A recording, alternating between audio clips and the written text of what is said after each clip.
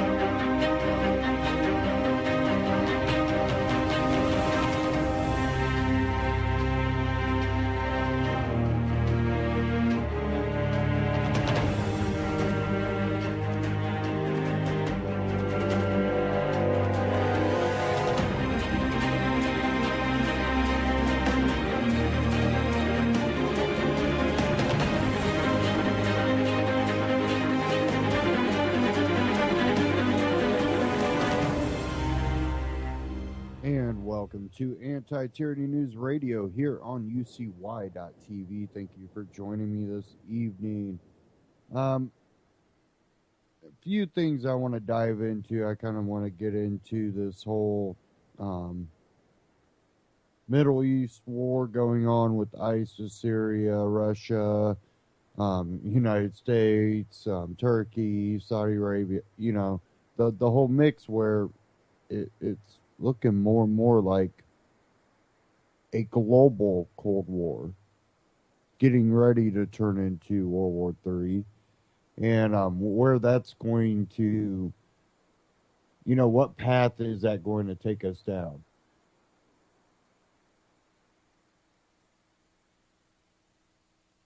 Now, I'm trying to pull up the article here. I'm just having a little bit issue.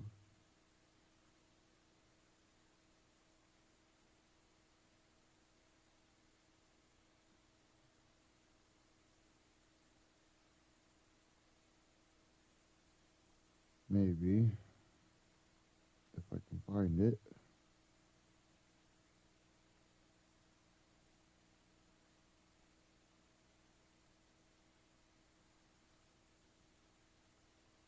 Okay, I found it. Good. Now for the load here.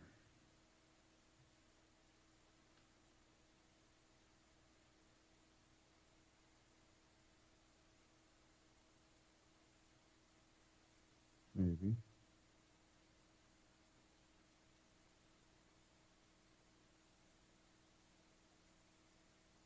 Let me try that again.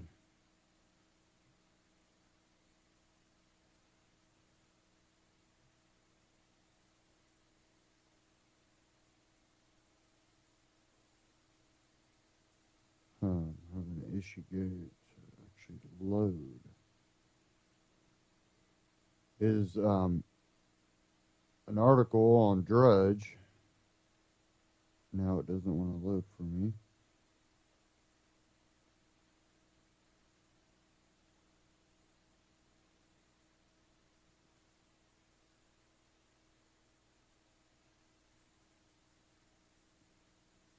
Huh.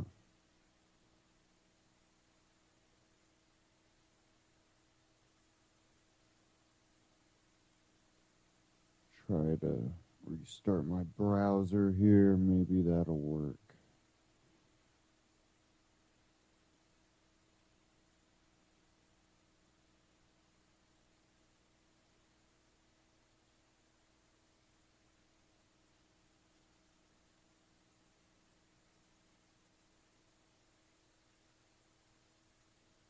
Okay, now I gotta find it again.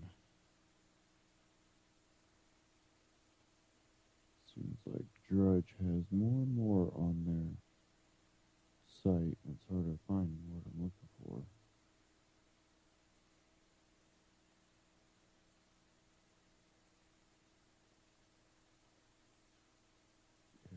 go now.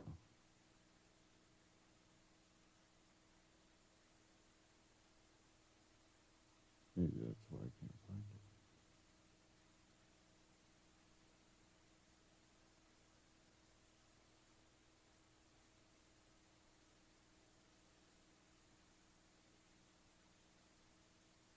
There was two articles here. I found the one, but I think the other one might have disappeared.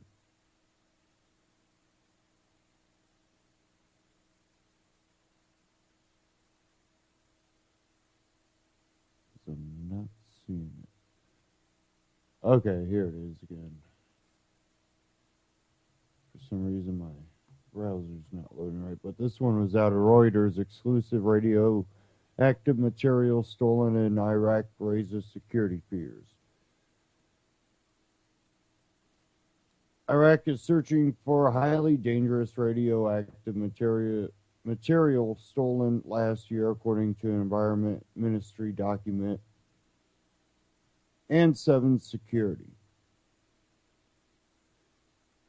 Environmental and provincial officials who fear it could be used as a weapon if acquired by IS.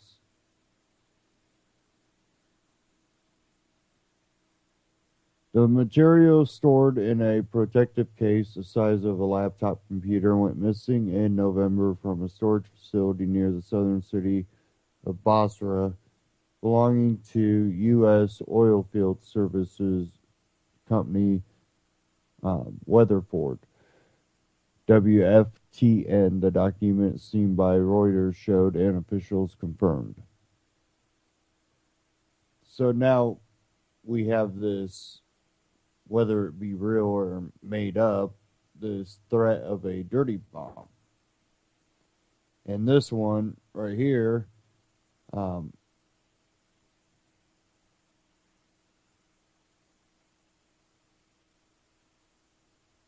it was actually ISIS dirty bomb fear on Reuters.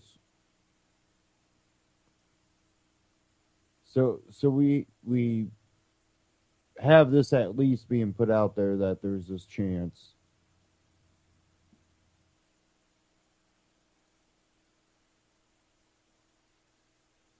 So now we look at this and we have to go, well, what if this is a real fear? Because we know that even though, you know, because of interventions by people and governments, you know, ISIS has been able to grow and actually become a legitimate threat.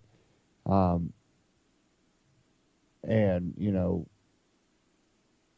we have this chance that there could be this dirty bomb out there. We have, I think, even a broader issue going on, too. And I think that broader issue becomes this Cold War, World War that we seem to be going into. And not enough people are really talking about this. At least in the mainstream media.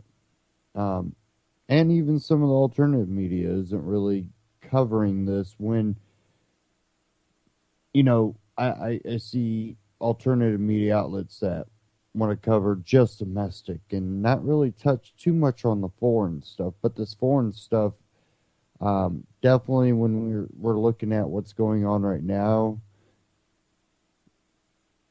I think is becoming an even bigger issue and will also affect all the domestic issues.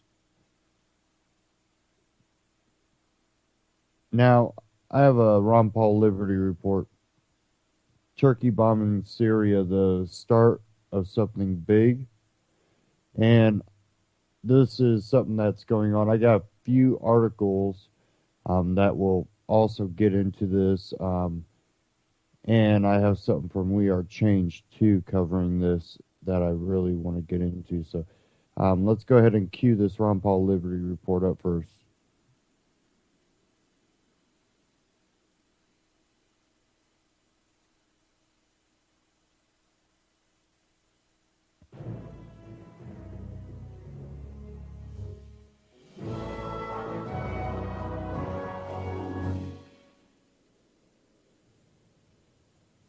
Hello, everybody, and thank you for tuning in to the Liberty Report. With me today is co-host Daniel McAdams. And Daniel, good to see you. Good morning, Dr. Paul. Good. You know, we just went through a long weekend, and I thought, well, I got to turn on the news today to look at what the majors are saying. And guess what? They're still talking about the election. I guess we're going to put up with that for a few months. To me, it's looks sort of like going to the circus, and that, of course, I think has deteriorated. But, of course, the other big news this weekend was Scalia dying suddenly, and some people wonder about what's going on, why there wasn't an autopsy, and is it true there was a pillow over his head? Who knows? Who knows what's going on? But there's always bound to be controversy there. Supreme Court is very, very important, and almost like the end of all ends for some people. I don't quite put it into that category because I haven't seen the Supreme Court preserving our liberties very often, and sometimes they definitely go in the wrong direction. And so far, I don't see any true enlightenment from the intellectual debates that are going on in the campaign. But I did see some other things, and I know it didn't get by you, and that is what's happening in one of the hottest spots, if not the hottest spot in the world, and that's in Syria. Things have changed over there. All of a sudden, you know, there's been threats of bombing and then bombing, and now there are threats of troops, and Turkey's getting very much involved. Just think, we have United States involved, we have Russia involved, we have Turkey involved, but this has to do with the Kurds. Now, the way I understand the Kurds is for a long, long time, they have sought, you know, their own homeland, but they suffered from the consequences of World War I and never got their piece of the action, and they're still anxious to have that and haven't given up. But they're very much involved in the skirmish going on in Syria.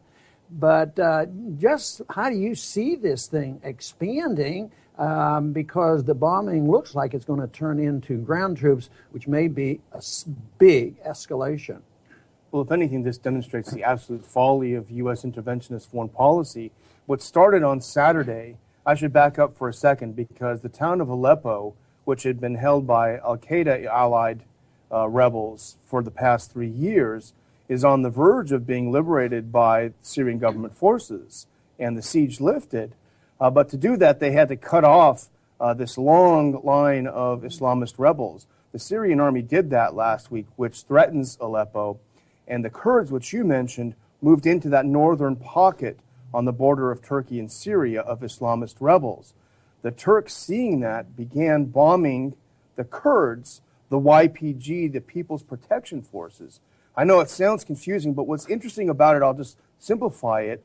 The YPG are our great allies in the region. They are boots on the ground. So our NATO ally, Turkey, is bombing our ally on the ground, fighting against the Islamic State in Syria, the YPG, the Kurds, and meanwhile, the Turks are also bombing Syrian government forces over the past 4 days, who are allied with Russia. So you have an absolute mess. The U.S., France, and Russia have all three warned Turkey to stop bombing Syria, but they show no signs of slowing. And in fact, as you point out today, they've called for the U.S. to lead a ground invasion of Turkey, and they promise that they and the Saudis will follow. You know, we've always advocated non-intervention for ourselves, and we don't go around giving a lot of advice to others, but I think it's very clear that maybe Turkey would have been better off by being a non-intervention, stay out of some of these neighborhood fights, although I think they have more justification to be concerned about their neighborhood than we have to, draw these lines. But nevertheless, we have Turkey. They're fighting the Kurds. They're very worried about what the Kurds have done. Yet the Kurds are fighting ISIS. But Turkey's still negative on Assad.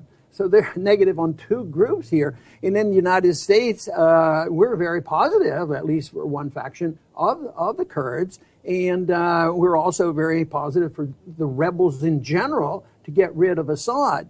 And, of course, where are we on ISIS? One day they're the worst enemy in the world, and our candidates are screaming and holler, I'll take care of them, and I will smash them to smithereens. Mm-hmm. At the same time, they end up with our weapons, and they're anxious to get rid of Assad. So this is such pretense and so preposterous, the entanglement of this. So right now, I see very little good coming of this. I see very little success, from the negotiation. All of a sudden, next week they're going to lay down their arms. The big decision, I think, is what will the Saudis do? And it looks like they're not going to go anywhere without American troops and American support. And even if we do, will we admit what we're doing? Our own country doesn't even know. And sometimes I wonder if our own president knows, what the CIA is doing. So it is a mess that, although we've talked about it and warned about it, it looks like they've taken one more step to a very dangerous situation.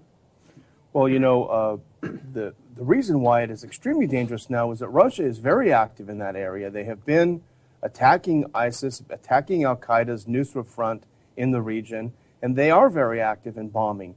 But the Turks are shelling over the border into Syria, really in an area of conflict between Russia and ISIS and al-Nusra. So we haven't heard anything. We've only heard a couple of specific things from the Russians.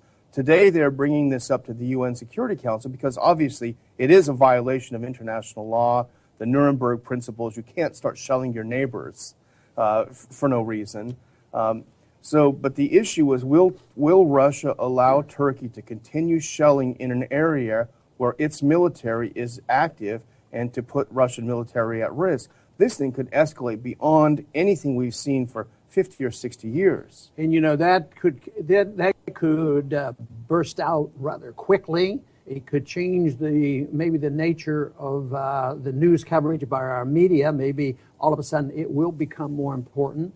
And, although people are very complacent and everybody's happy, at least the consumers are happy that gasoline prices are low, something like this could change the mental status, even with the oil coming out of Iran.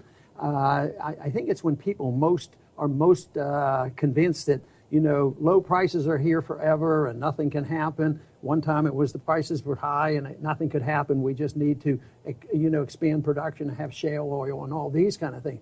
So people who think that we should be complacent and that we're always going to have cheap oil and we don't have to worry about that place up there. We don't hear about many Americans being killed, and yet we're very much involved in this. And I think that is true. I think how Russia responds to this is a big deal.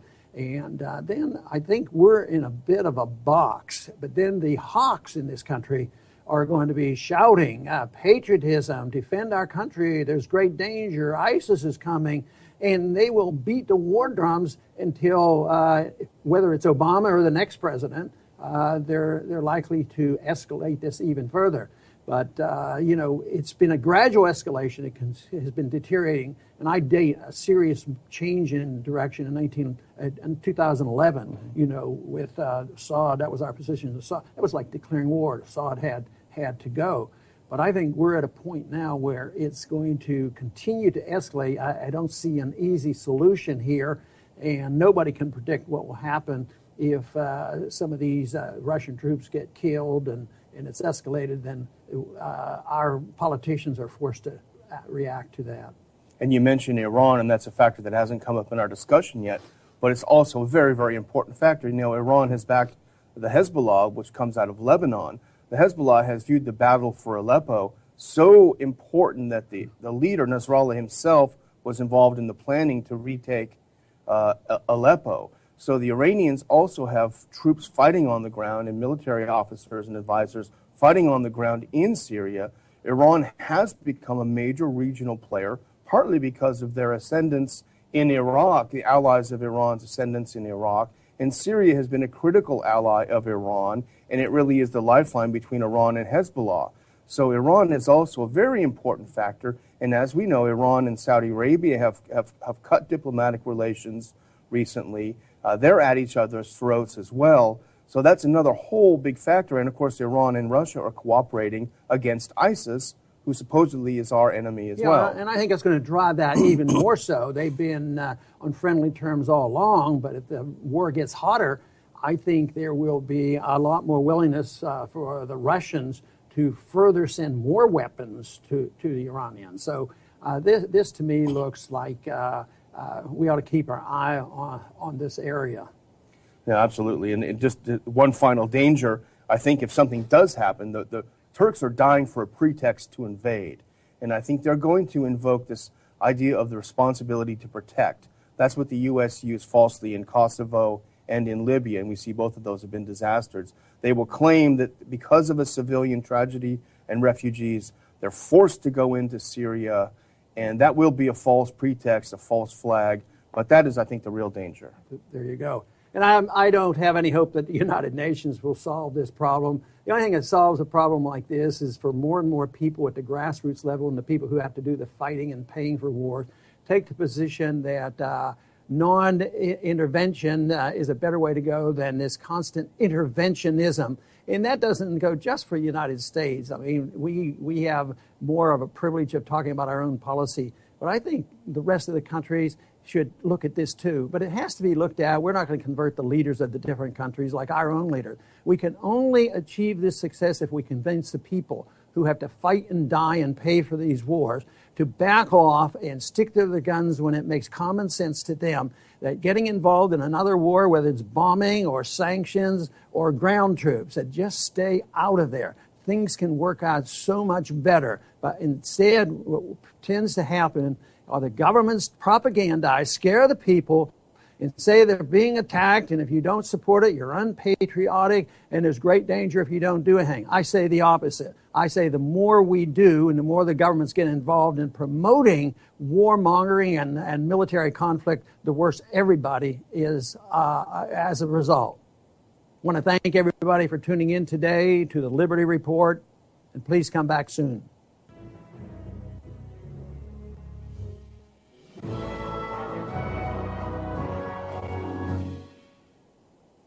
Ron Paul Liberty Report on YouTube, RonPaulLibertyReport.com. Check him out, subscribe. Now, what we are seeing is a spider web being spun over in the Middle East that people that we are allied with are fighting people that we are allied with that are being helped by people we are in a way kind of some type of a Cold War. I don't know what you consider it. It's really a mess, and this is why we were warned that we should stay out of these entangling alliances because it doesn't ever work out.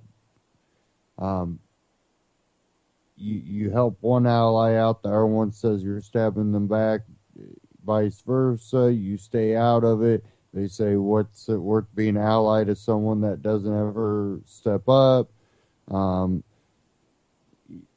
Why are we at this Cold War with, other countries? Why does it seem like we're going into that again? A lot of the things that basically have been forecasted. This is what happens when you get into these entangling alliances. You have a no-win, no-win, no-win situation.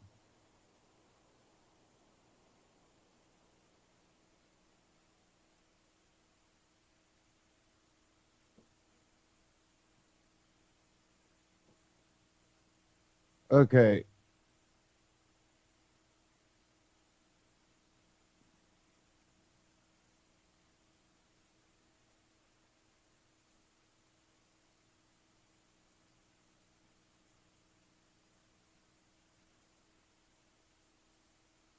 Now, if it comes up, here we go.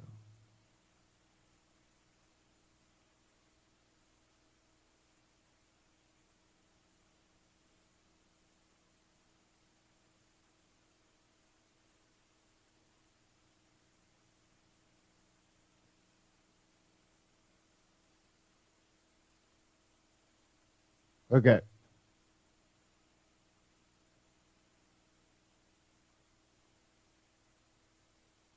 Economic collapse. Blog.com. World War III approaches, Saudi Arabia and Turkey drop hints that an invasion of Syria is imminent. As you read this article, Turkish forces are massing along the border with Syria, and the largest military exercises in the history of the Middle East are being held in northern Saudi Arabia. The Saudis are publicly warning that Syrian President Bashar al-Assad will be removed by force if a political solution can't be found. And Turkey is claiming that it may have to establish a safe zone in northern Syria for humanitarian purposes. Saudi Arabia, Turkey, and their Sunni allies have poured massive amounts of money and arms into the conflict in Syria, and now that their Sunni insurgents are on the verge of total defeat, they are trying to come up with a way to justify going in there and doing the job themselves. For the Saudis, their focus is on trying to convince everyone that Syrian President Bashar al-Assad is an extremely dangerous dictator that must be removed at all costs. The following comes from the London Independent. Syrian President Bashar al-Assad will be removed by force if the peace process fails, Saudi Arabia's foreign minister has said.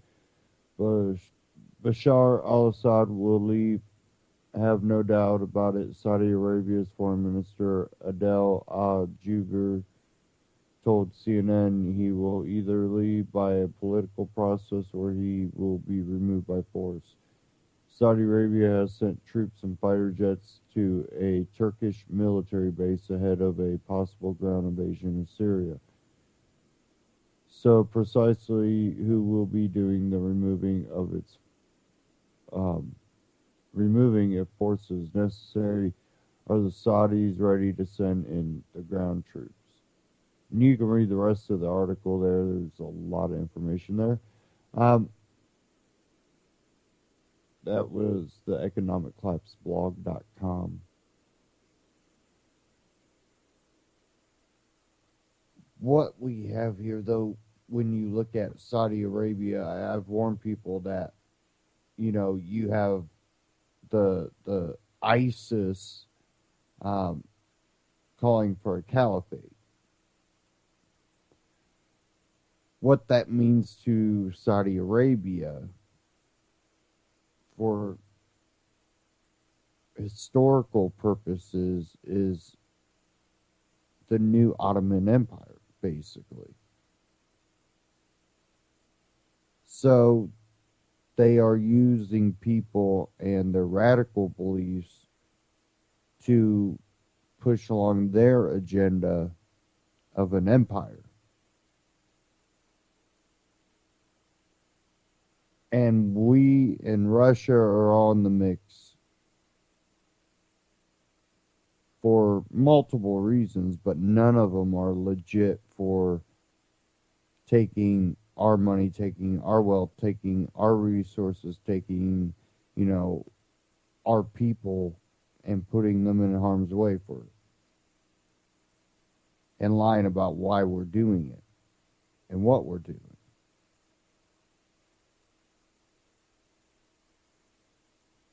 Now I have a little short clip here from We Are Change. What's next with the 350,000 soldiers to 20,000 tanks and 2,500 warplanes outside of Syria?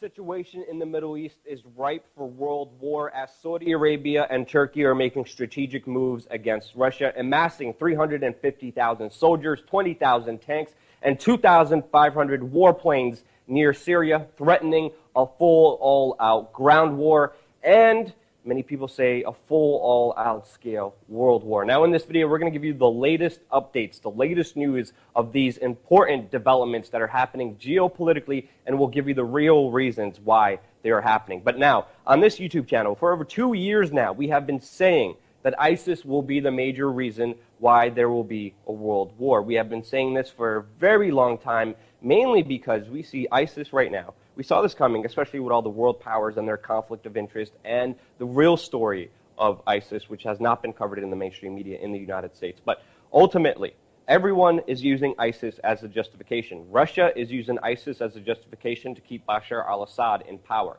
Saudi Arabia, Turkey, the United States are using ISIS as an excuse to get rid of Bashar al-Assad. Those are the major reasons why ISIS is the excuse, the justification for all the horrible deeds that are happening right now inside of Syria. Now we see Turkey and Saudi Arabia threatening Russia, pretty much amassing all their troops, saying, Russia, how will you respond? Russia and Putin responded saying, no, we are not backing down. If you want war, you will have war with us. We will not give up Syria to you. And of course, Putin is threatening world war on the global stage because of these latest developments, and that is incredibly, possibly true, especially with someone as hard-headed as Vladimir Putin. Now, in this region, right now, Saudi Arabia decided to launch military exercises. They have not started the invasion, but they are doing exercises to prepare for a possible potential war. But this is a significant step because this is them stepping back. Not starting war, but threatening war in a more precise chess kind of made move. Russia is answering back because they're launching their own war in southern Russia, pretty much threatening Turkey, showing Turkey that they're going to be ready to amass a war on two fronts, inside of Syria and on the Russian border going against Turkey, showing that they will not back down in any way, shape, or form, which leads, and I think this happened, this kind of step back from war happened mainly because the United States and Barack Obama have been silent, have not made a clear decision whether they will lose Syria to Russia or will they stand by their allies, Turkey and Saudi Arabia. The United States and Barack Obama have not made this decision, and because of that, we are seeing a step back from this full, all-out potential war. What's really more interesting, the people who pull the strings behind the United States foreign policy, like Henry Kissinger, who Obama's national security team even admitted they take their daily orders from Henry Kissinger, recently had a meeting with Vladimir Putin. And even according to Newsweek is saying that Kissinger is eerily silent on this very important meeting that he had with his good friend Vladimir Putin, which shows you that there's a lot in the works and a lot still developing and a lot still breaking. Now, obviously, Turkey is hell-bent on invading Syria. They want Bashar al-Assad gone. They want their own government, everything they can. They're looking for all the friends that they could to gain allies, and of course Saudi Arabia is one of them. But it's also important to know that Turkey's assault on Syria has already begun. Just last week alone, the Turkish government was pounding the Syrian Kurdish forces in the northern part of Syria to stop them from getting inside Aleppo. Now, of course, Aleppo is a rebel ISIS-controlled city, and now Turkey is stopping the Syrian Kurds from having a military victory inside of Aleppo because they don't want the rebels to be defeated. They want Assad gone, which again destroys the narrative that Turkey wants to get rid of ISIS, which they have been saying on the world stage. Will Turkey be able to pull this off? Obviously, strategically, with Saudi Arabia now, they are still at a disadvantage. Turkey is fighting on many fronts, including civil war inside of its own country with the Kurds. So right now, it is unlikely. We're seeing the rhetoric being rolled back by Saudi Arabia as they are launching these military drills. They are taking a step back mainly because the United States has not made any concise moves in this region. But also, very importantly, we are also seeing a lot of this having to do with oil.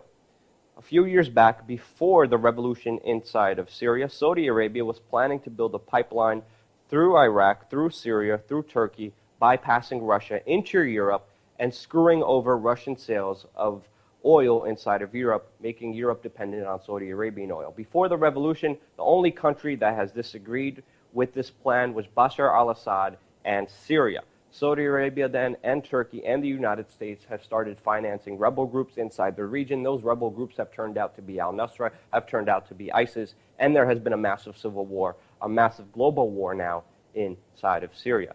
Oil had a huge impact. It was not the only reason why this global conflict is escalating on so many reasons, but if you look at the policy of Saudi Arabia, you could see oil being a huge factor since they are the biggest oil exporters in the entire world. And that's why we're seeing a conflict unfold between Saudi Arabia and Yemen right now.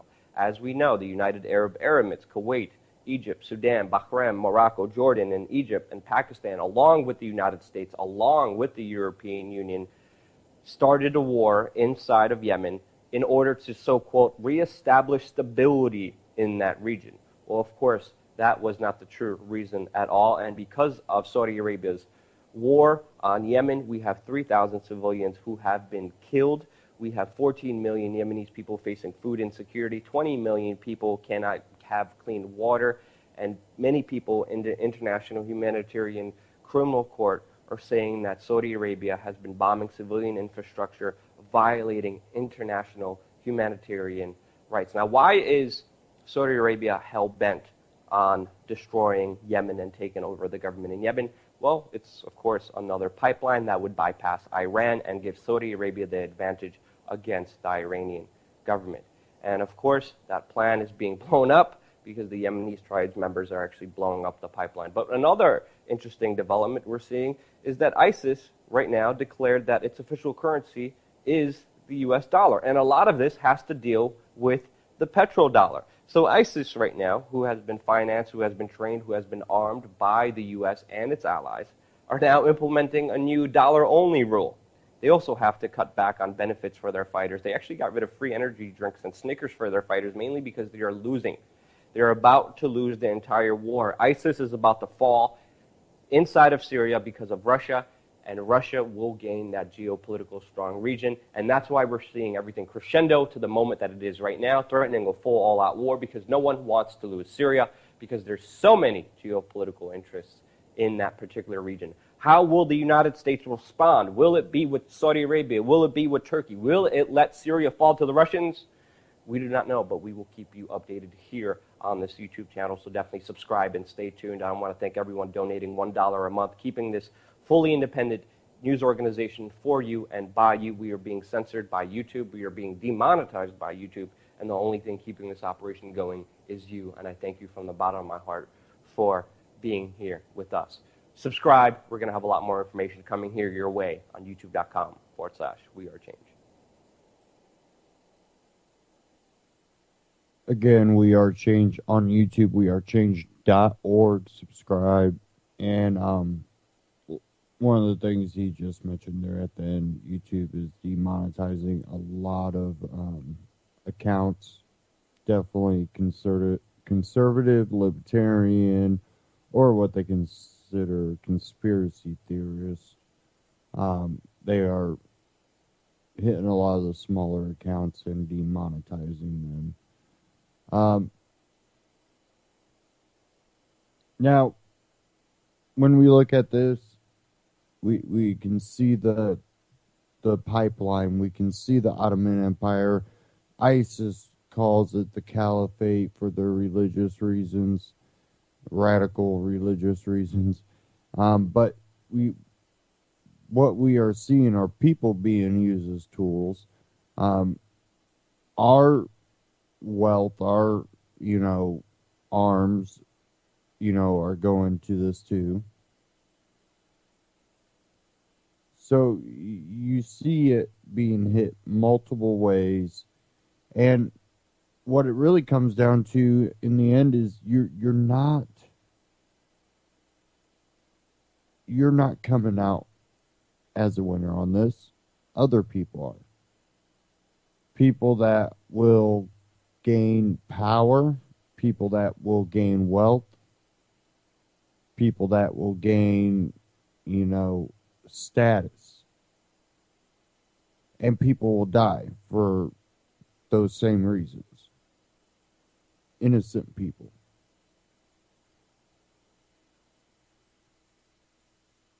And a lot of them will be doing it for a honorable reason, and you're like, what? How can they? Because what they are doing it for.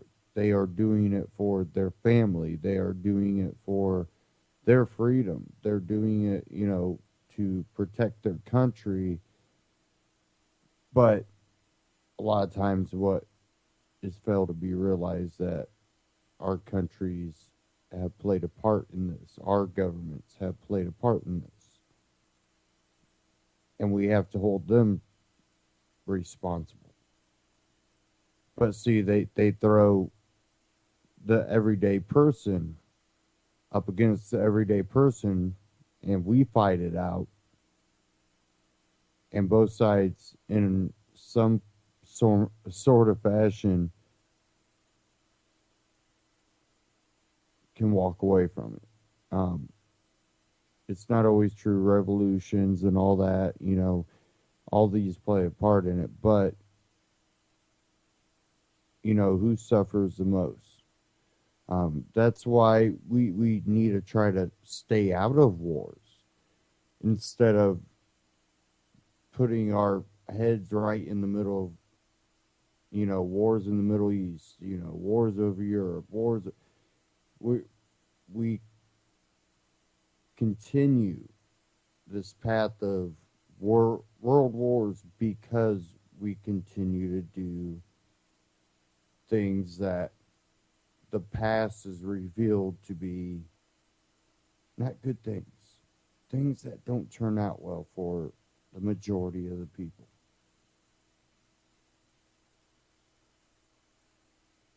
Very rarely do we have the ones that truly give people freedom.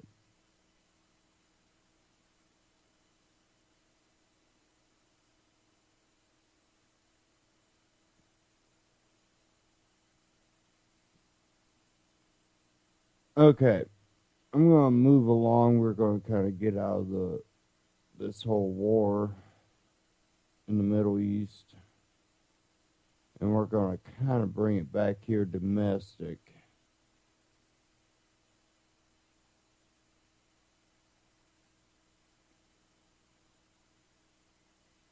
Now, I have this article here. This one from Foundation for Economic Education, FEE.org. Again, FEE.org. Hating the establishment is not the same as supporting liberty. The case for anti-disestablishmentarianism. Says here, many friends of mine, people who have worked for the progress of liberty for years, are mightily encouraged by the popularity of Donald Trump and Bernie Sanders. My friends point out that they are both radicals of a sort, people who are represent a threat to the established political order. We too are against the establishment, so their rise suggests rising discontent with the status quo. That's a step in the right direction, they say. As far as it goes, I see the point and I sympathize. In fact, on these pages, I've drawn parallels between the Tea Party and the Occupy movement. Both oppose the status quo in ways partisans of liberty can appreciate. But there's a problem. The state power we oppose is not identical to the establishment we reject. You can overthrow the establishment and still be left with the gigantic machinery of legalized exploitation. All the agencies, laws, regulations, and powers are still in place, and now you have a problem. Someone else is in charge of the state itself. You might call it a new establishment. It could be even more wicked than the one you swept away. Indeed, it's usually is, maybe always. Autonomy of the establishment. What is the establishment? It is a network of large and cooperating interests, groups that have developed a stable relationship with state power. It includes finance, organized labor, public bureaucrats, government contractors, big business, with quid pro quo relationships with regulators and politicians, political families with a strong stake in the election process, intellectuals at state-friendly think tanks and universities, and so on. Tsarist Russia had a deeply entrenched establishment, the church, business, government, um, aristocracy, all working together in a stable relationship. The corruption was obvious, then it became intolerable with the war draft and rampant inflation. The establishment failed and was overthrown. What came in its place was a transitional government and finally Bolshevik rule. Weimar Germany had a entrenched establishment, banking, government, corporations, bureaucracy, all working together.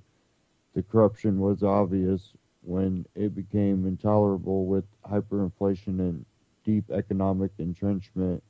People were suffering and looking for answers. Most people regarded Hitler as a non-ideal messenger, but he was fine in a pinch. No one expected the results. The list of failed establishments replaced by still more wicked states is long indeed. Mexico, Spain, Italy, Argentina, Venezuela in the last century, and Iraq, Syria, and Libya in our own times. The conflation of the state and the establishment has caused countless revolutionary movements to go wrong. Eastern Europe overthrew its establishments in 1989, but kept their states, resulting in mixed economies, social democracies. Russia got rid of the Bolsheviks in 1990 and created an authoritarian oligarchy in its place. To be sure, the results in these cases were better than before, but as the Italian, Russian, French, and German cases illustrate, that is not always the case. The results differ according to the plans and designs of the new power holders. Good revolution. You might point to the American Revolution as a contrary case. We tossed out the British monarchy and invented freedom, but think again, the war itself created a new establishment consisting of politicians, military generals, bond dealers, and influential landholders. 12 years after the Declaration of Independence, these groups got together and formed a new government that in time became as oppressive and restrictive, and in some ways more so as the one the revolutionaries overthrew, and this occurred despite existence of classical liberal political norms and intellectual culture. Nonetheless, in our times, freedom lovers have become so raptured with the idea of opposing the establishment as such that many have lost sight of the actual goal of establishing freedom. It's for this reason that so many have fallen for Donald Trump's claims that he deserves support solely because he owes nothing to anyone. Therefore, he is not part of the establishment. Why is that good for liberty? He has said nothing about dismantling power. Indeed, he is on record with his desire to radically expand the power of the state. He wants surveillance, controls on the internet, religious tests for migration, warlike terrorists, industrial planning, and autocratic foreign policy power.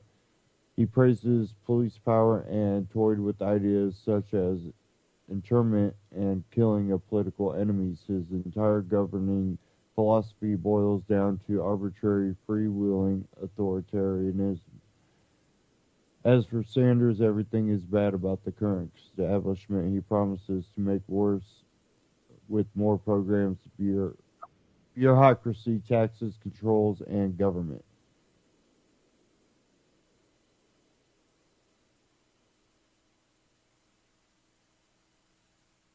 Sorry.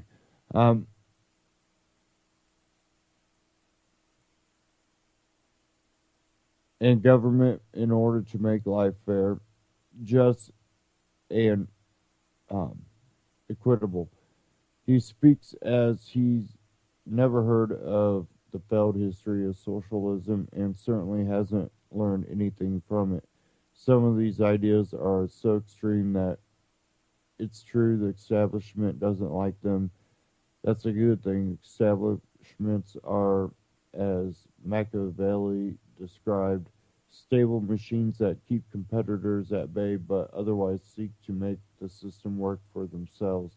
They resist rampant populism that would lead to a pillaging of the nation that is serving them so well. Bonfire of the Vanities. To understand Machiavelli's, realize that his black beast was the cleric um, Savonarola, Florence's quasi-dictator, who led a mass movement of crazed priests who pillaged and burned material possessions as a pathway to heaven. The bonfire of the vanities of 1487 was one result. This is exactly the kind of mania that establishments exist to keep at bay. It is the height of political uh, naivety and historical ignorance to believe that anti-establishment populism and the cause of human liberty are united in the same struggle. They are not.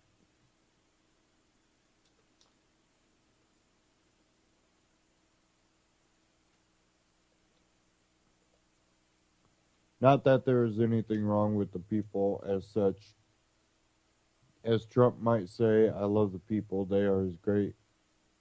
They are great as consumers using their own property, as workers and entrepreneurs creating value, as family members, as managers of their own lives. But the people are absolute rulers over the political system. That's a different matter. For instance, polls show that many people, 30% of Republicans, 19% of Democrats, supporting bombing Agrabah, the fictional country in Disney's Aladdin. Think of Iraq or Libya as recent cases. From what we observed from media coverage, the masses were struggling against despots and sought their overthrow, hoping for a future of human rights and democracy. What we got was the opposite. Only too late did most people discover that these wicked establishments were all that were standing between their populations and the advent of terror. Here's the problem with political revolutions. One group leads the revolution while others follow. If the revolution succeeds, the leaders expect a payout. The main payout is the control of the state apparatus that outlives the establishment's overthrow. It makes sense that the results will tend to be more ruthless, vengeful, and bloody than anything that came before. This is not a case for the establishment. This is a case against disestablishmentarianism as an ideal. The ideal is liberty, not the overthrow of existing elite structures. As such, rampant and unchecked populism can be as much as the enemy of liberty as unchecked rule by entrenched power elite. We need to be alert to the difference. A movement toward a lasting liberty has to think long term and not find itself buffeted by the winds of politics that promise overnight results. The goal should be the tearing down of power itself and its replacement by simple human rights and a society that functions according to a civilized standard. Top down or bottom up? Top down political pushes are particularly dangerous in our times. The establishment is already on the run because of technological innovation. The ruling class is gradually losing control over communication, education, industrial development, civic planning, consumption, and so much else. The old models have been discredited and new ones are replacing them organically in a sustainable way. A new autocrat from the left or right threatens everything. A political movement fueled by bloodlust, mobilized by raw resentment and crying out for vengeance, could empower a new form of oligarch control, resulting in a calamity that no one intended but no one can control once it has power. Jeffrey Tucker on FEE.org, Foundation for Economic Education.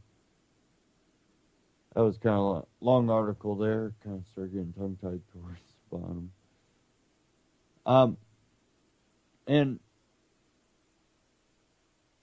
let me kind of sum up what he's talking about there. Now, let me see if I can pull it up here.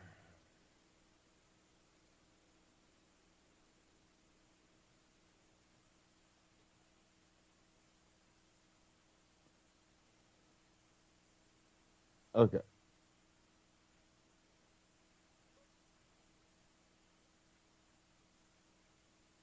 This was also on FEE.org. And I also have it here on truthmedia.com. Let me go ahead and read the truthmedia.com one. Apple rejects government order to create backdoor for iPhone after a U.S. magistrate judge ordered Apple Inc. to build a backdoor for the iPhone of one of the San Bernardino shooting suspects. Apple CEO Tim Cook issued a statement opposing the order because compromising the security of our personal information can ultimately put our personal safety at risk. In an unprecedented ruling Tuesday, magistrate judge ordered Apple Inc. to infiltrate the iPhone of a suspect in the San Bernardino shooting case, and the CEO of Apple issued a public statement vowing to fight back against it as part of an investigation into a shooting that occurred in San Bernardino, California in December when a couple opened fire at a work Christmas party, killing 14 and wounding 22.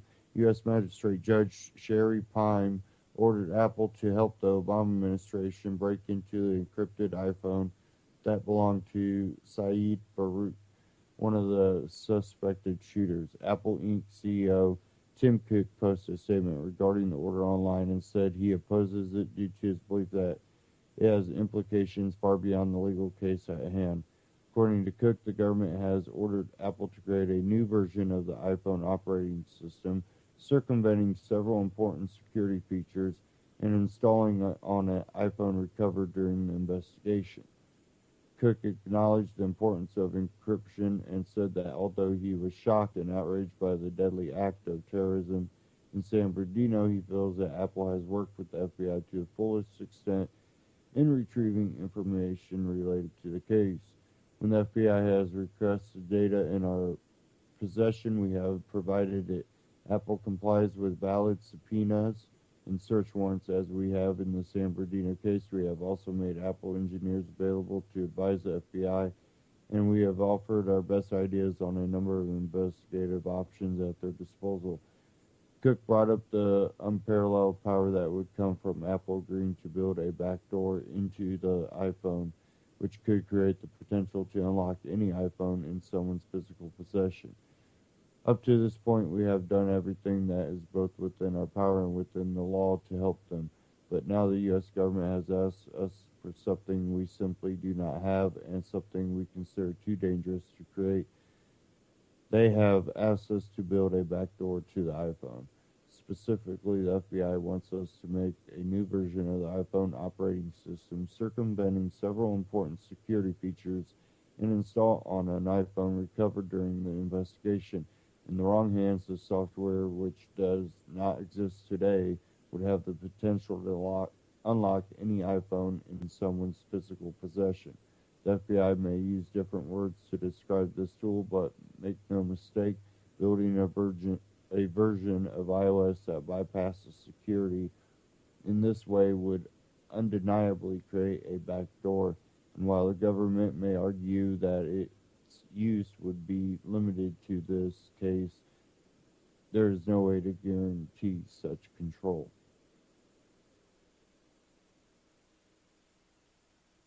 Now, what does that have to do with, you know, Donald Trump or, you know, Bernie Sanders? Well, we know Bernie Sanders thinks that government should have control. Point blank period. You know, he's a socialist. Well, Trump, this out of Politico, Trump slams Apple's rejection of court order. Donald Trump slammed Apple on Wednesday for its refusal to cooperate with the federal authorities in the investigation of the iPhones of the San Bernardino shooters. I agree 100% with the courts.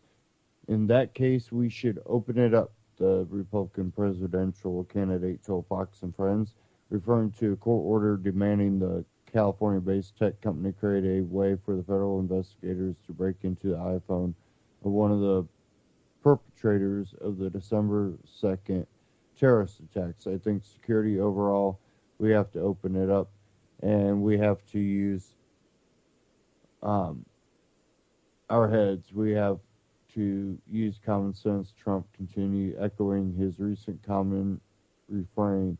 Somebody the other day called me a common sense conservative. We have to use common sense. Common sense says that you don't give up your freedoms for the illusion of safety, and you're trying to say that's bad. You're not a common sense conservative. You're not a common sense anybody. You're authoritarian, and I really do believe that. It says here, repeating his lines about the San Bernardino attack that killed 14 people, Trump of Apple, who do they think they are? They have to open it up. In a statement issued hours earlier, Apple CEO Tim Cook wrote that the company believes the FBI's intentions are good, but that the company would not comply with the federal court order handed down Tuesday. Up to this point, we have done everything that is both within our power and within the law to help them, Cook wrote, but now the U.S. government has asked us for something we simply do not have and something we consider too dangerous to create. They have asked us to build a backdoor to the iPhone.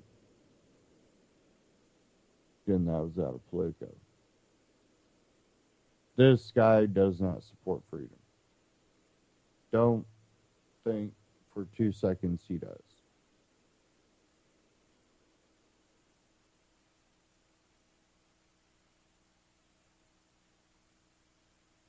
And I think what also makes him attractive to a lot of people is he does drop little hints of truth into things that makes you go, oh, he understands.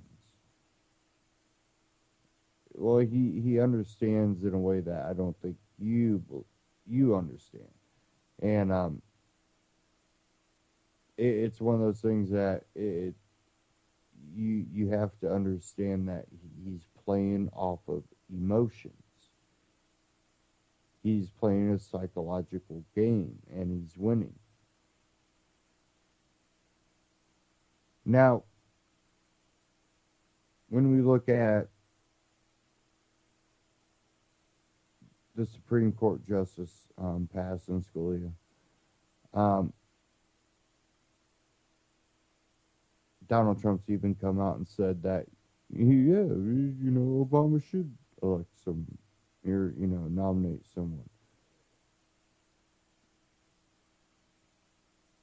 And well, if you're the Republican and you're going to be put in office, you wouldn't want Scalia definitely to be replaced. But, well, Donald Trump being an authoritarian and a lot of what he says and roots for, wouldn't have liked Scalia. he would have been an obstacle for Trump.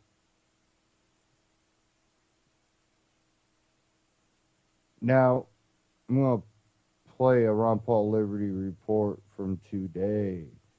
And this is the Supreme Court, the soft tyranny of judicial review. And, we've talked about this before where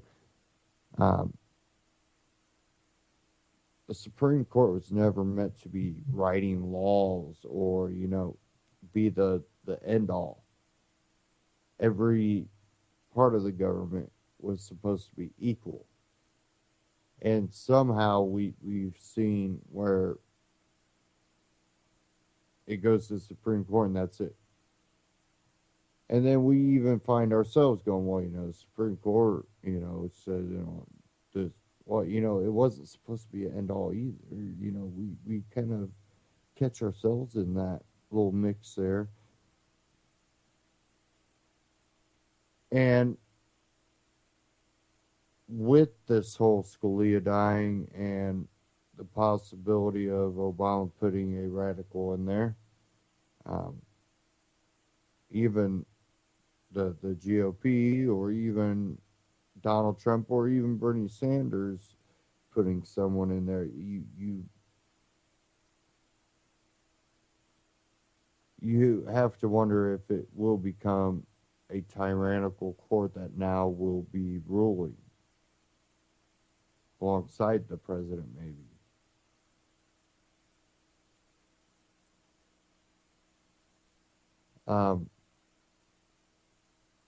We'll go ahead and get into this Ron Paul Liberty report, Supreme Court, the soft tyranny of judicial review.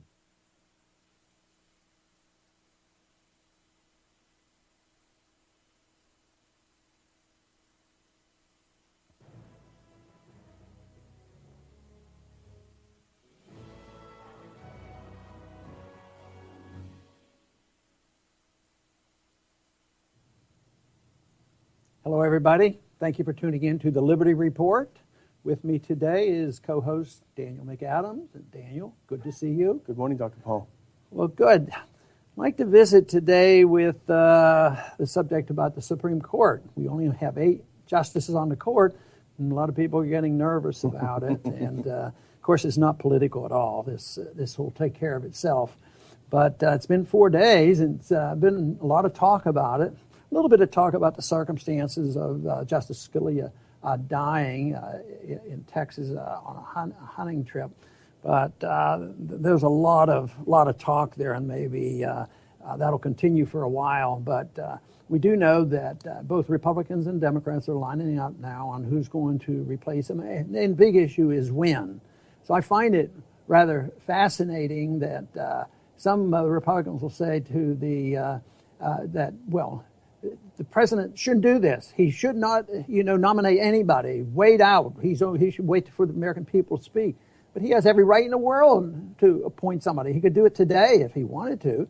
At the same time, the Senate has the right to prolong the negotiations and the appointment. Certainly, the shoe was on the other foot when Burke was appointed. Bork. In the 1980s, I think. Yeah. And that went on, but that was Republican versus Democrat.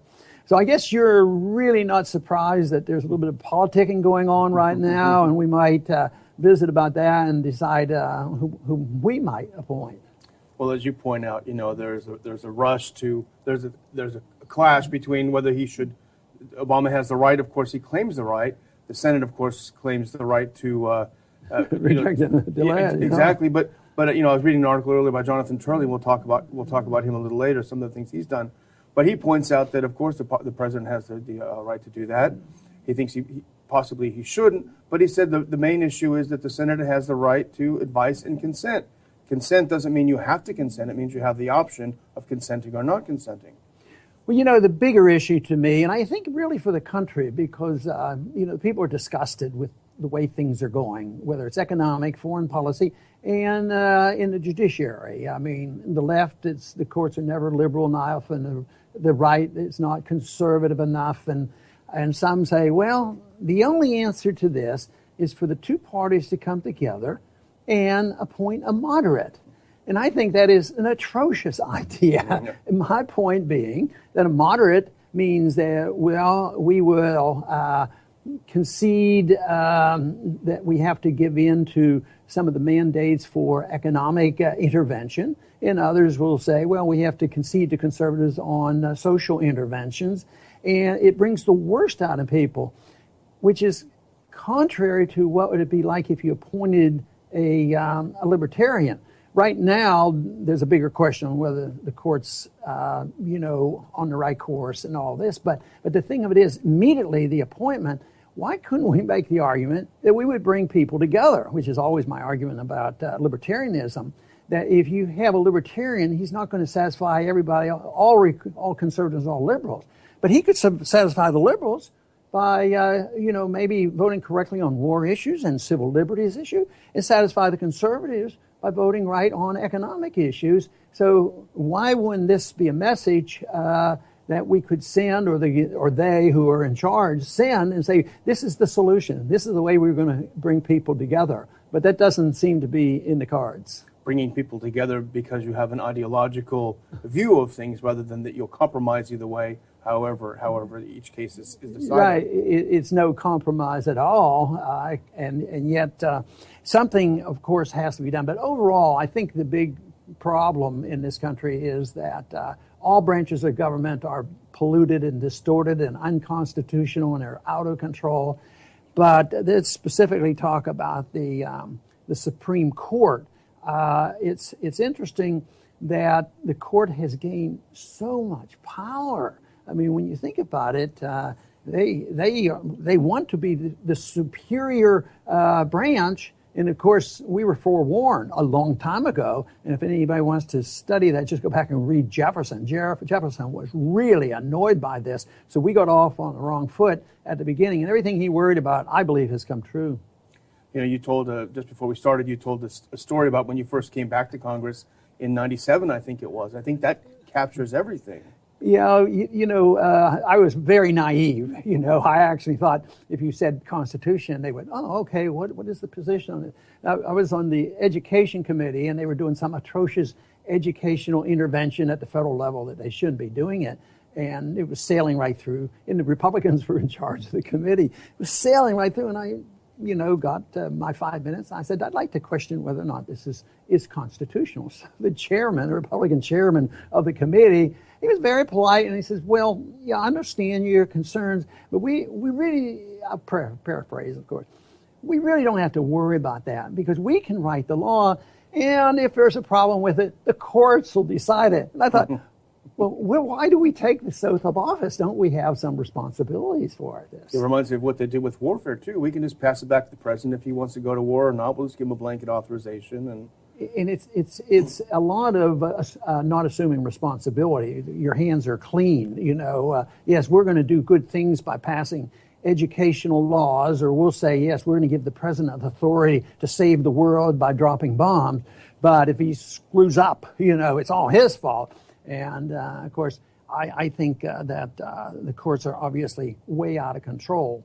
But the principle that I think that has been violated from the very beginning was judicial review, Marlboro versus Madison.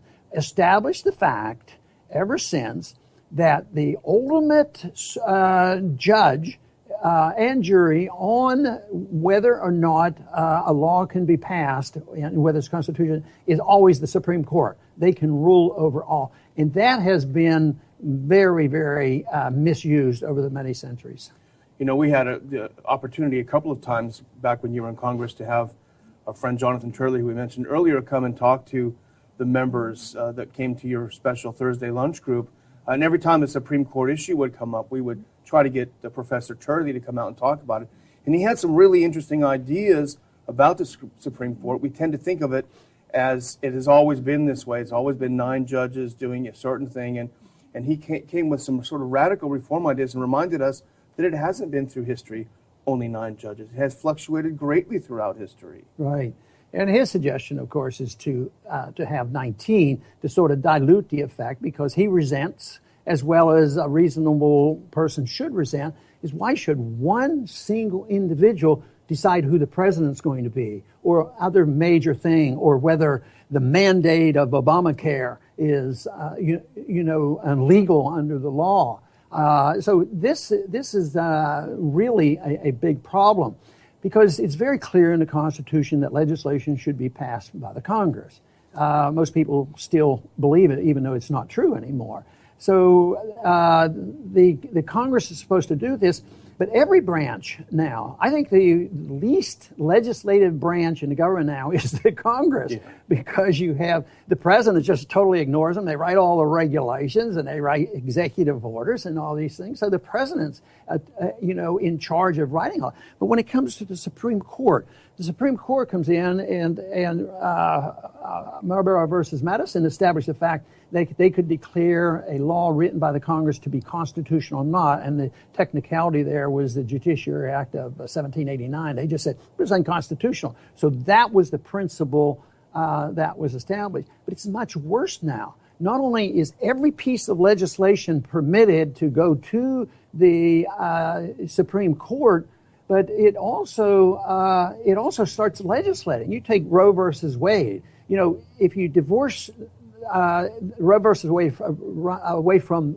the abortion issue itself and just look at the process, they ruled that that abortion was legal for all the states and regulated. But then they got into the medical things. You could do this in the first trimester, second trimester. What do you do in the third trimester? And I thought, wow, this is so out of control. But if you take that principle and you can't look, and I said, well, they were well motivated and they were trying to protect life and this kind of thing. But the whole principle of the courts writing law, judging every other law, and one person literally is equal to 535 members of Congress, the House and the Senate. They pass these laws, and one guy, one vote, can make all the difference in the world. And as Professor Turley pointed out in an article a couple of years ago, Sandra Day O'Connor was often the deciding vote. This is one unelected person who, as you point out, seems to have more power not only than Congress, than even the president himself, because the president does have to be elected and re-elected if that's the case. Well, if, there was a time when I accepted, and it bothered me, well, if you didn't have a Supreme Court, who's going to make these decisions? Not realizing the people and the Congress can make the decision, the president and the people can make these decisions. When they get really out of hand, the people always should have a chance to do something about it. But there are certain things, the founders obviously thought there should be a Supreme Court, or they wouldn't have had one. But if you look precisely to the Constitution for the federal laws that they might be involved in, the three major laws were treason and piracy and counterfeiting. But that's all been turned on its head. Of course, piracy is not the biggest issue of the day right now. Treason isn't a pressing thing. But the money issue is a pressing issue. In the Constitution explicit. So that's been to the Supreme Court many times, not many, but several times. And they've always ruled incorrectly. If they were not paying off government bonds in gold, the courts ruled with the government. Mm-hmm. So it seems like what drives it is the lack of respect for the principle of limited government that was supposed to be protected by the Constitution. And then those who get in control, whether they're conservatives or liberal, they seem to want to enhance this power. And they never argue the case that what we want to do is reduce the influence of government on the people's rights. Professor Turley included a very good quote from Justice Robert Jackson in 1953, and this goes to judicial review. He said, we're not final because we're infallible. We're infallible only because we're final. Yeah, there you go. But he urged, if you remember in some of these lunches, he urged Congress stand up to the Supreme Court, pass a law saying what they ruled is illegal, is unconstitutional, overturn what they've done. He was trying to slap the congressman around a little bit. Yeah, Congress has reneged because they can literally state those issues that explicitly should not go to the Supreme Court. Of course, if you read the Constitution, they shouldn't have gone anyway. They should have refused most of these cases that there's no jurisdiction. It's only in the very limited sense. I think, bankruptcy is a federal problem. It's in the Constitution, but it is so limited But the Congress could strictly say they'd limit the jurisdiction of the Supreme Court on certain issues. They've done it very, very rarely, but right now it's totally out of control. It seems now with the situation in flux and people talking about the Supreme Court, it would be a great time to take a real look at serious reform. Unfortunately, I think inertia has taken over to the point that these sorts of issues like Professor Turley has and others share probably won't rise to the surface. Yeah, and of course his is to have 19, which would be better than 9. And it's interesting, most people don't realize they can do it just with a congressional law. You don't have a president's signature, I guess, too, but you don't have to. The Constitution doesn't limit the number of people on the courts. And I think his point is good that this reduces the importance of each single justice. It's almost like a personality cult, Scalia, the Ginsburg, the others, and if he had so many, it would reduce the importance of each one. Yeah, if you had more dilution, it would be good, and if you had more people, which is always the answer, more people who are honorable, understand the Constitution, a president that wouldn't abuse the Constitution, and a court that wouldn't do it. The biggest job they would have more members, and they could have more staff, and their big job is to sort it out, to make sure that they do not have jurisdiction. And they could get rid of 90% of what's going on up there because their economic issue, the two things that is really abused in the Constitution has been the Commerce Clause and the Necessary and Proper Clause, which is very, very vague. But a lot of times they'd write into the bill, they have a pretense, we justify this law by the Constitution. What's necessary and proper?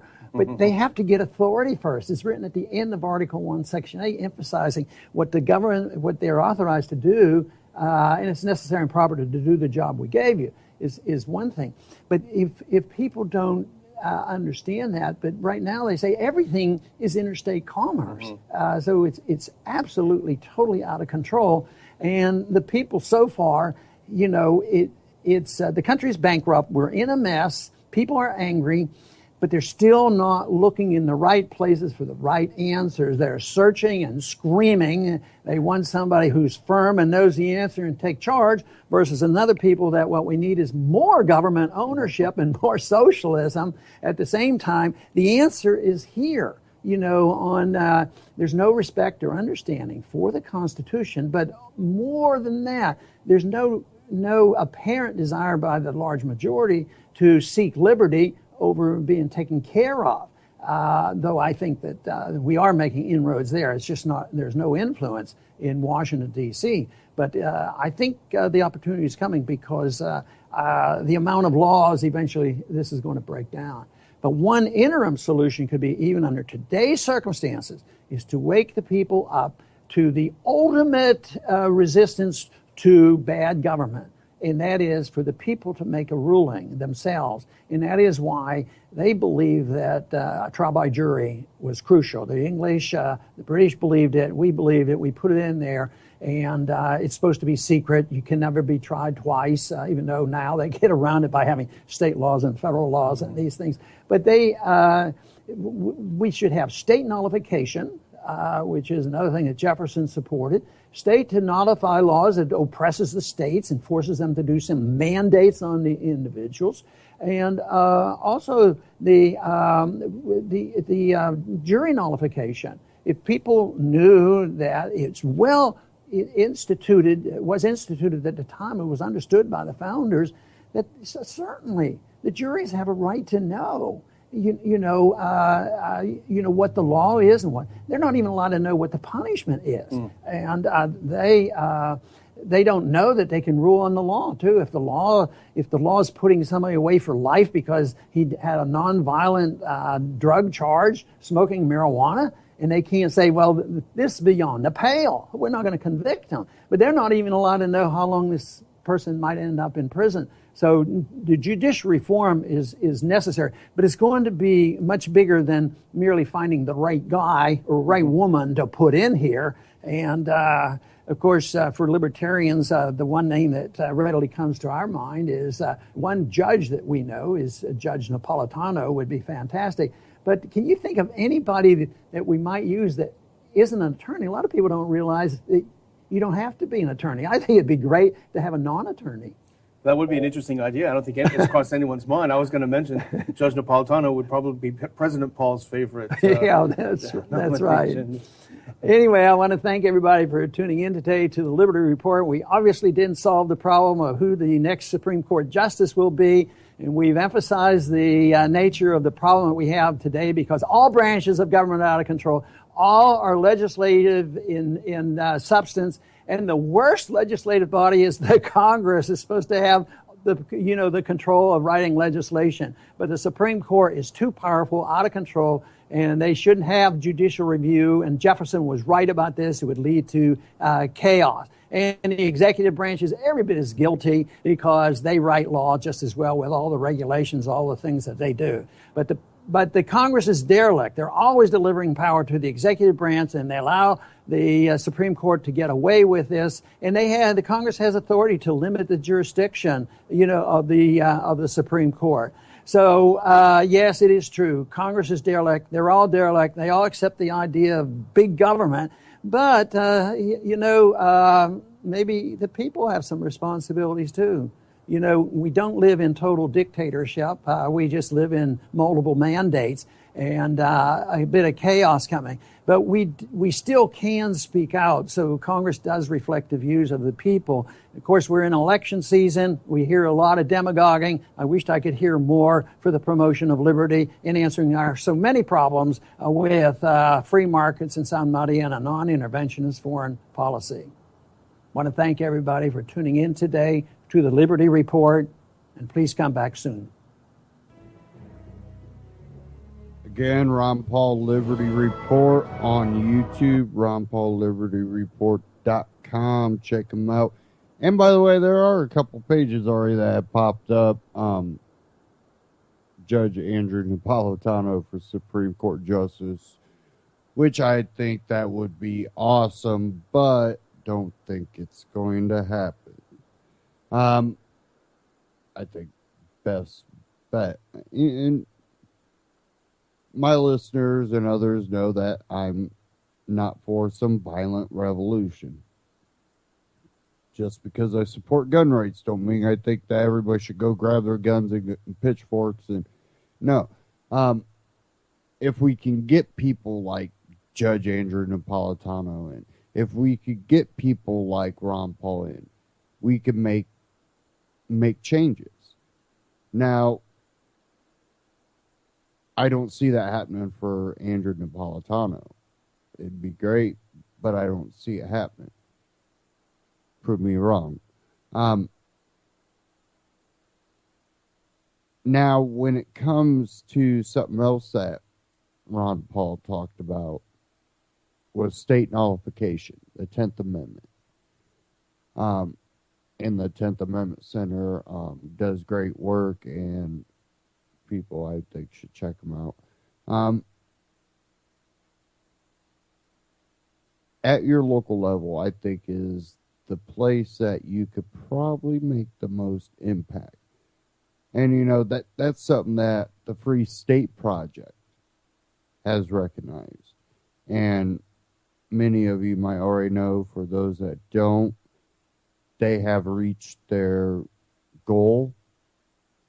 So the move to New Hampshire by all the signees of that pledge has initiated and will proceed with, the next 5 years of people moving into New Hampshire, a part of the Free State Project, to bring over.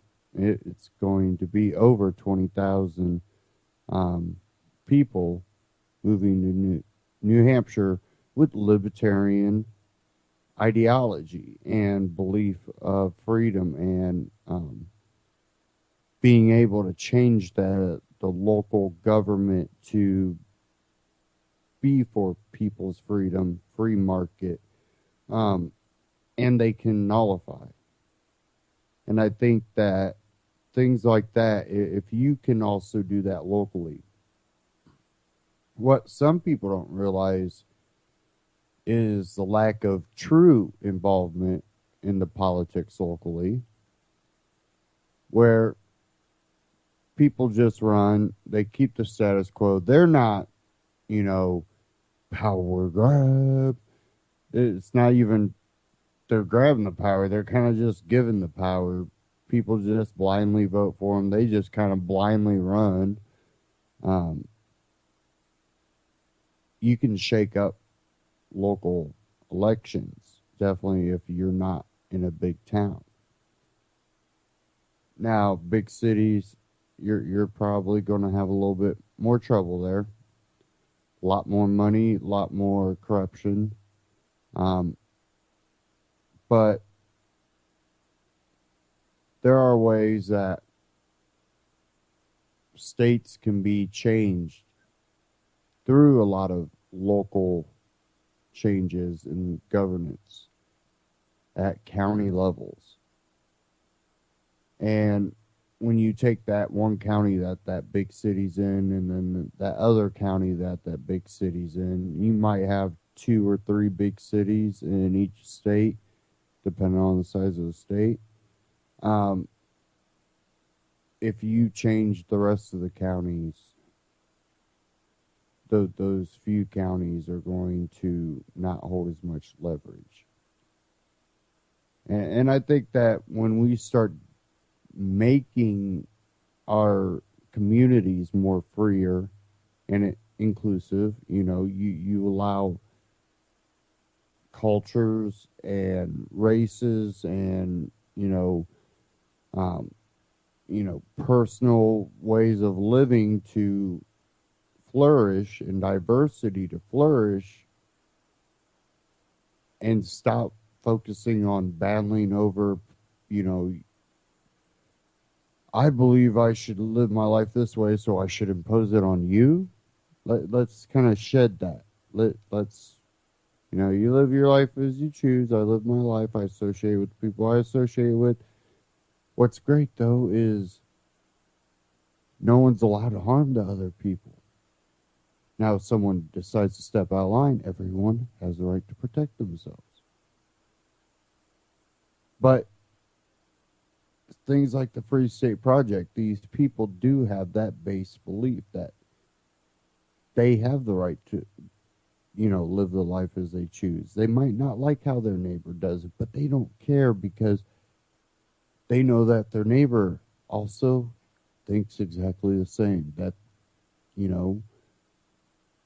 he might not agree with my lifestyle, but he also believes that I have the right to live it. And he knows that I believe he has the right to live his. And because of that, we have a mutual respect. And again, it's an ideological shift in the way we were thinking about things like that. And it's something that I think we've kind of forgotten about in this whole election cycle with all this, what I consider kind of BS circus of election. And I almost wonder if that could be why Rand Paul might have dropped out. He's looking at what Trump's doing, and he's saying this is a circus that I can't win.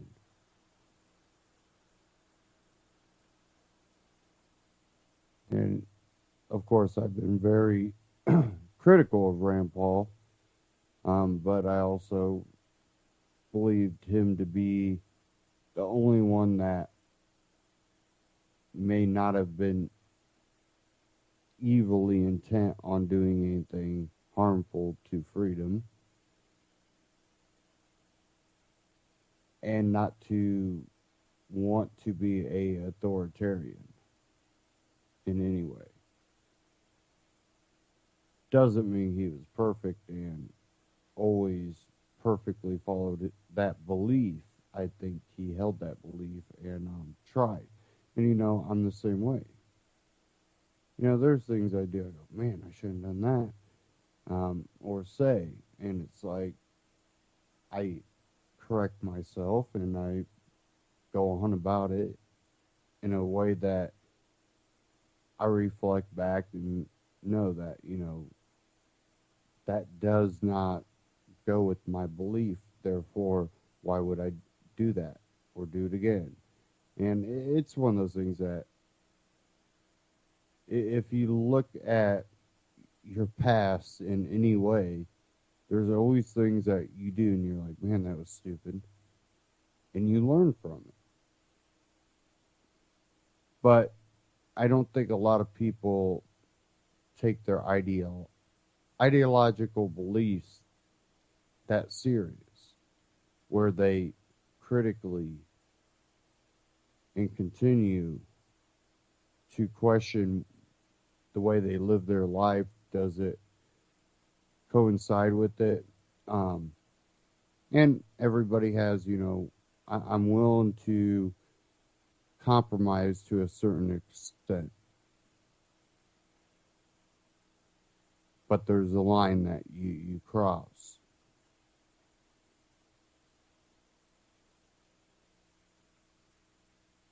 Excuse me.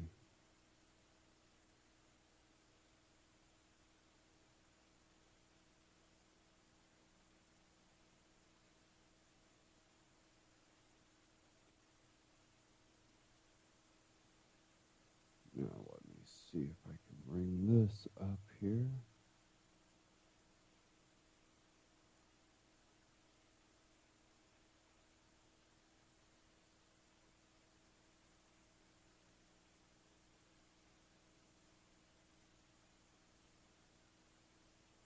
Okay. Here's a short clip.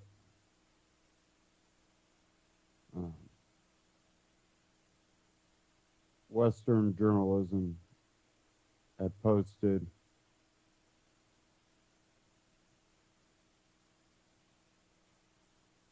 this is Andrew Napolitano, Supreme Court of the United States, not powerless, with 8 judges.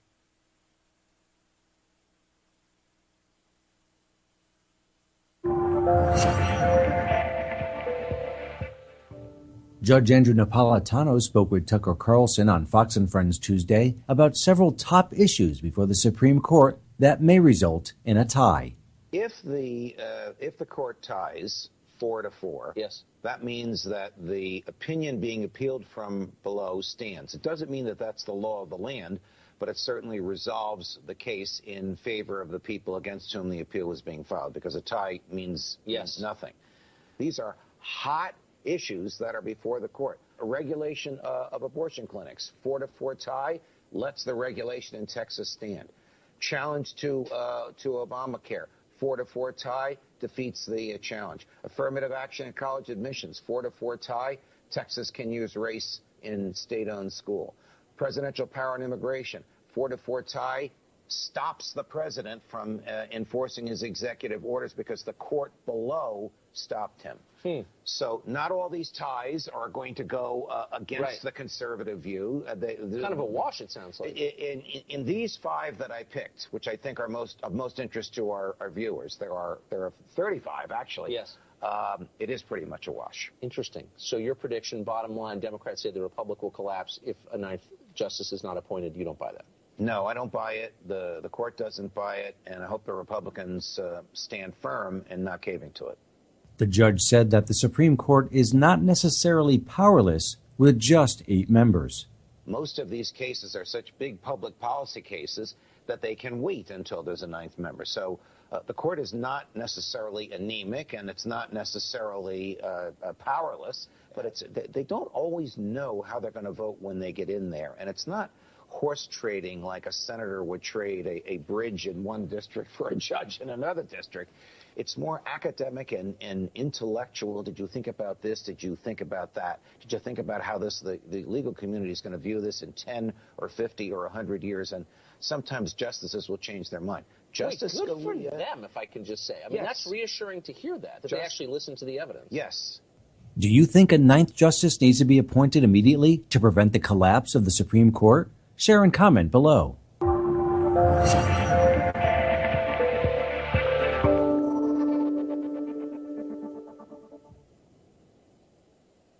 That was from Western Journalism on YouTube. And, when we look at it, we're still kind of even looking at it as that they're the end all when they're not. But he pointed out a lot of great things that are completely being overlooked in a lot of the mainstream coverage of it.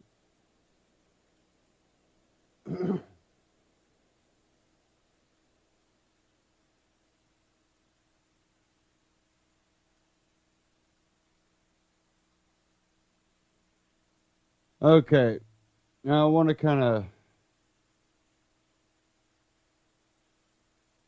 get into some other news here. This one out of truthandmedia.com. Did U.S. Marshals really arrest a Houston man for unpaid student loans? Says on February 15th, Paul Aker appeared on Fox 26 Houston detailing his arrest at the hands of 7 U.S. Marshals armed with automatic firearms. Aker told Fox 26 that he was arrested for not paying a $1,500 student loan he received in 1987 from Prairie View A&M University. The arrest took place on February 18th at Aker's home in Houston. They grabbed me, they threw me down, Aker told the NY Daily News. Local PD is just standing there. Aker was arrested and taken to federal court in downtown Houston, where he said he was faced with a judge, a prosecutor, and a county clerk. Aker told Fox 26 that the prosecutor ended up being a debt collection lawyer. Aker said he received a lecture from the judge about stealing from the U.S. government. When Aker asked why the marshals came in combat gear with weapons drawn, he said he was told it was because he owns firearms. It was because they knew I was a registered gun owner. It's out of control. Out of control what they had seen a gun on me, they would have shot me for $1,500.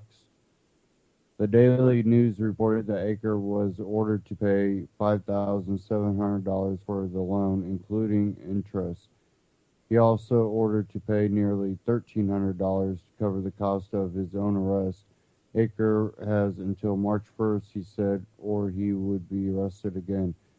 Isaiah Carey on Fox 26 also stated that the U.S. Marshals are planning to serve up to 1,500 warrants to Houstonians who have not repaid their loans. Aker's arrest became a viral story on Tuesday afternoon and left many wondering why the federal government was using armed raids to collect on student debt. Although Aker told the NY Daily News and Fox 26 that he was not contacted once in 29 years about the loan, Yahoo Finance has discovered some discrepancies in his story. According to documents obtained by Yahoo, Aker was sued in November 2007 by the federal government for failing to pay more than $2,600 unpaid federal student loan debt. Records from the U.S. District Court for the Southern District of Texas show that Aker, listed as Winford P. Aker in the complaint, failed to appear in court, leading the judge to rule against him and order him to pay the entire balance by April 17, 2007. Now I want to kind of interject there because I know people that have moved, did change of address, but years later had gotten something that they forgot to, pay completely off. And it was usually for a couple $100, and finally it goes to collection agency, and then they get something in the mail. And they call the original, person that they owed the money to. They go, "Oh, we didn't have your new address." Well, I didn't know you needed it, for one. They had thought they paid it off. Plus, they waited so long and then sent it to the old address. And then when there wasn't a reply, they sent it to collections. But collections immediately was able to locate them. kind of precarious. Maybe not taking enough effort to send or find their new address to make sure that you have a current address. Not everybody's, just out there to screw you over. So, Yahoo reported that a statement from the U.S. Marshal Service claims that Aker repeatedly refused to show up in court after being contacted several times. Aker reportedly told the marshals he would not appear in court. A few months later, a judge issued a warrant for his arrest, and U.S. Marshals carried it out. Yahoo wrote, so yes, Aker was arrested, but not just because he owed a little student loan debt. He was arrested for disobeying a court order. If marshals did attempt to contact Aker, they may have been unable to do so because the court record shows a different address than the listing for a Winford P. Aker that Yahoo Finance found in the Houston area. The U.S. Marshal Service told Yahoo they made every effort to track him down, including searching a numerous known addresses. Ultimately, the arrest was not made specifically for the failure to pay a student loan, but the failure to appear in court. Still, it seems troubling that $1,500 of debt could lead to an armed raid on one's home. It's highly troubling that the U.S. Marshals choose to come with guns simply because Aker was a registered gun owner. What are your thoughts what point does debt warrant an arrest? Is owning a firearm reason enough to bring armed federal agents to collect the debt? Again, truthandmedia.com. See, they made every effort, but they didn't have the right address. But then they had the right address when it came time to raid. Seems a little fishy. Just maybe a little bit. Just a tiny bit. Seems pretty convenient, if you ask me.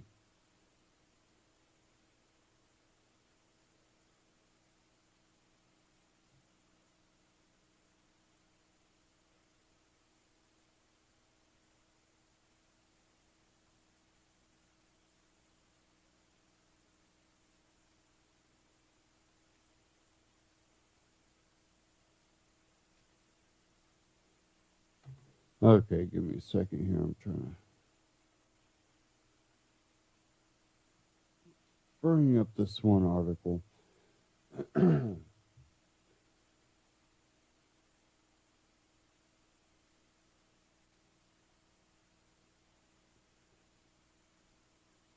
Okay.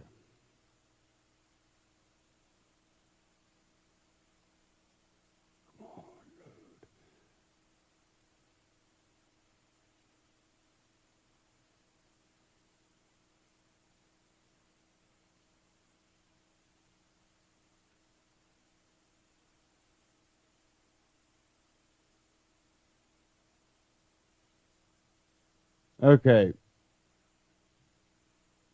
This from the Rutherford Institution, Muzzled: Stories of Free Speech and Censorship in America. Inaugural podcast features interview with constitutional attorney John Whitehead.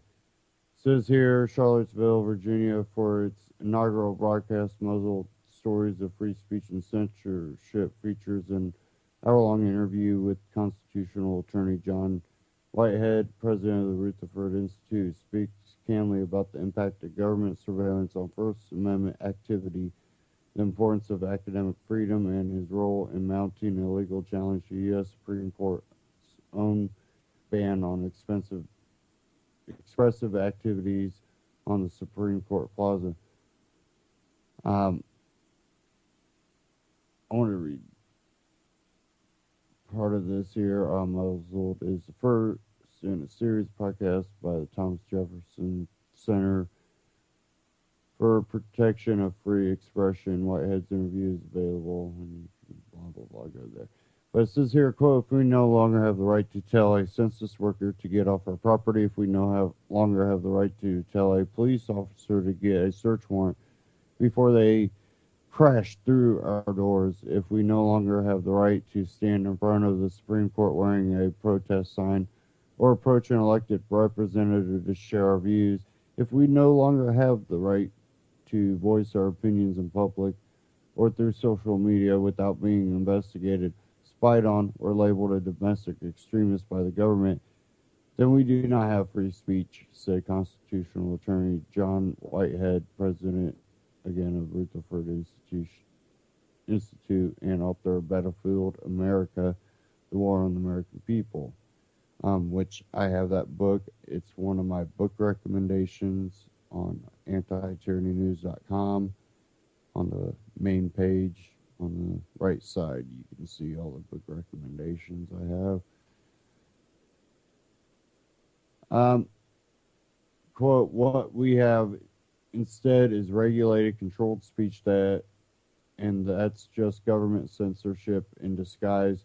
Yeah, history shows government censorship gives rise to self-censorship, breeds compliance, makes independent thought all but impossible, and ultimately foments a seething discontent that has no outlet but violence. And I think that what we are seeing in this whole election cycle, again, is that resentment, that anger, that we've allowed these people to gain power, to gain wealth off of our backs, while also pinning us against each other, so they could continue to do that. And now that people finally have discontent, they're being played off of their emotions, they're being played off of their ignorance because they've been disconnected so long. And it's gotten to a point where instead of people waking up to and becoming enlightened, they've just been nudged too many times and now they're just aggravated. So, you know, you look at it and it's going to backfire. And that's why we have such a kind of awkward, in a way, election going on. It looks like a circus.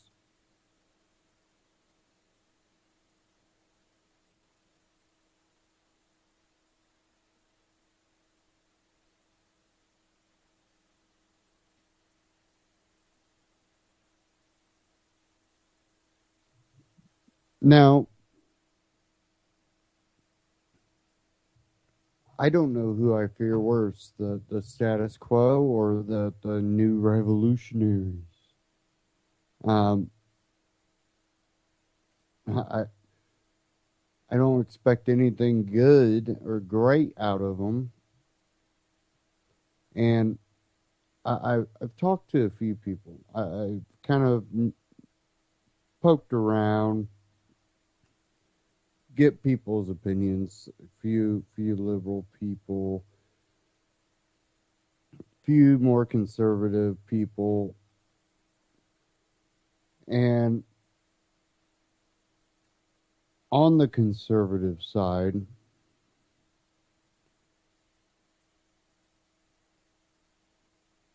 I've seen a few people that do recognize that they don't like any of the candidates. And they're going, I'm going to vote. I just don't know who yet. And it basically comes down to the only reason they want to vote is extremely selfish. And they understand it, but they feel it's their only option in the atmosphere we're in today, and they know it will eventually bite them in the butt. So I don't know what they're thinking, but they're thinking they want it to bite them in the butt later. Maybe they can prepare for later. Maybe they can hold later off for as long as possible. But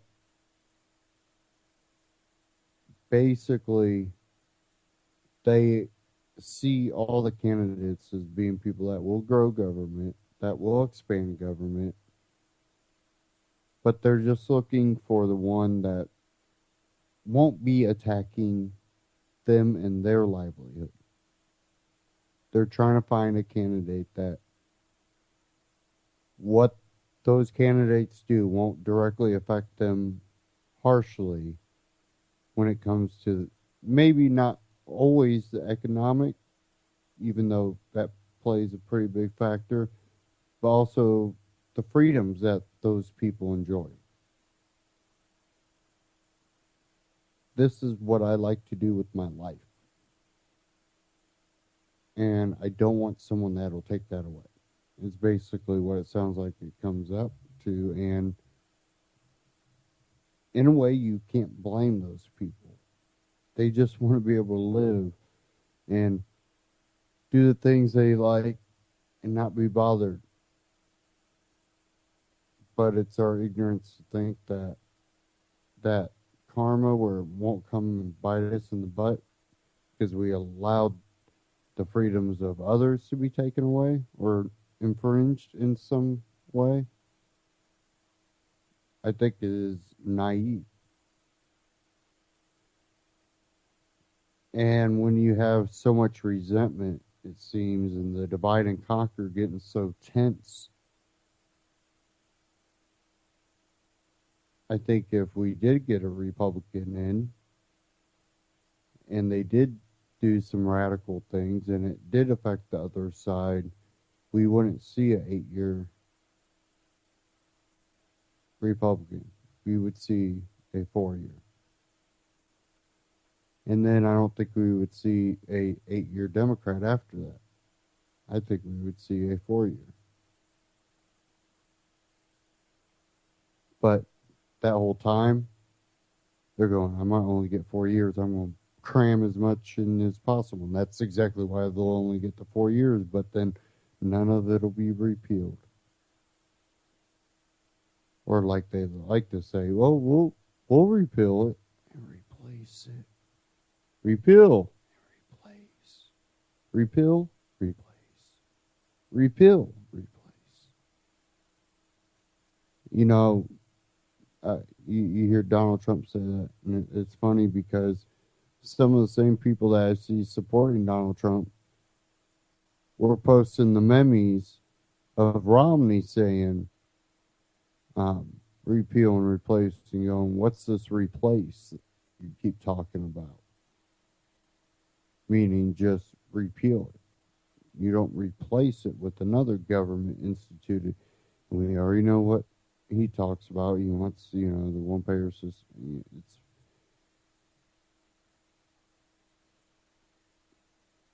welcome to Venezuela.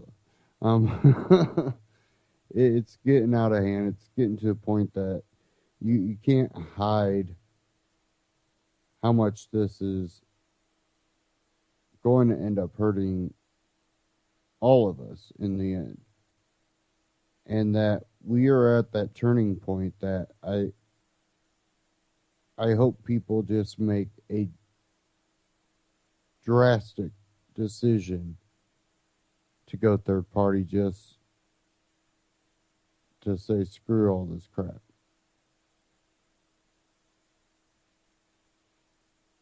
I would like the national polls to come out during election and just all of a sudden third party everywhere. But, whether that'll happen or not, I'm not expecting it. I want to thank everybody for tuning in tonight. Stay tuned here on UCY.tv for all the great broadcasts coming up after this.